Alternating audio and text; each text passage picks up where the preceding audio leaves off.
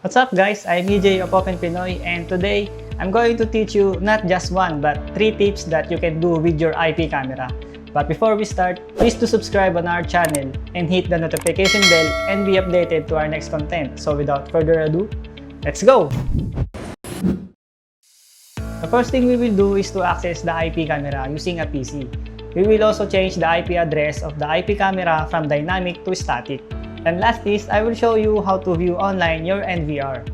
We don't need the high specs of PC or laptop here, as long as it has an internet connection to access the IP camera. First is to connect your IP camera to the PC using UTP cable.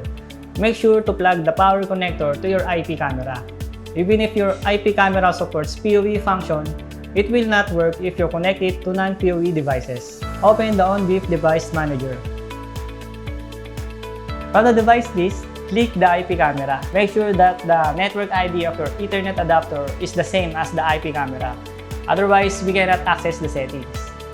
So, we have to edit the Internet Protocol TCP IP v4 of your Ethernet adapter to match it with the IP camera. Just go to Settings, Network and Internet, change adapter option, right-click and go to Properties of Ethernet. Then double-click Internet Protocol TCP IP v4. Use the following IP address and put the network ID of the IP camera. Put a different host ID and click the subnet mask and it will automatically be filled. Now go back to ONVIF Device Manager. Click the camera from the device list and on the side, we can see some settings of the camera. It means that it's now connected to your PC. Click the web page from the settings and log in your IP camera as an admin. Then download and install the plugins if it needs. And that's how you access IP camera using a PC. Just follow the instruction and you will be able to access the IP camera. Now since it's connected, let's change the IP address of the IP camera from dynamic to static. Now from the live preview, click the setup. Then click network.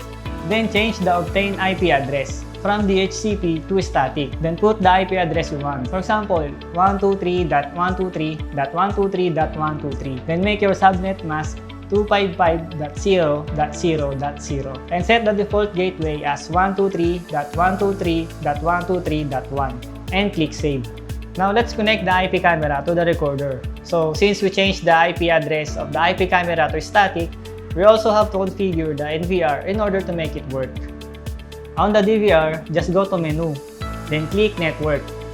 Change the PoE NIC IP address to 123.123.123.1 to match the network ID of IP camera. Take note that you also need to change the IP address of the other IP camera to make it work. Alright, now we are done with 2 tips and let's start with the last one. It's also easy, just make sure that your CCTV system has an internet connection. Download and install the Guard Station software. You can search it on Google or check the link on the description below. Run the program after the installation. Then you will see a login window. Just enter 123456 as a default password. Now on the main screen, click the management, then click cloud device. Then click register and click sign up. Make sure that the email address that you will enter is valid because you will get the verification code from that email. Once you're done, go back to Guard Station and log in the account you created. Then click device details and click add. Put device name you want. You can find the register code on the NVR. Just go to the NVR and access the menu. Then click the network and click P2P and you will find the code. Just copy and go back to Guard Station and input the code and click add. Wait for the status to be online. Then go back to live view and double click on the device we added.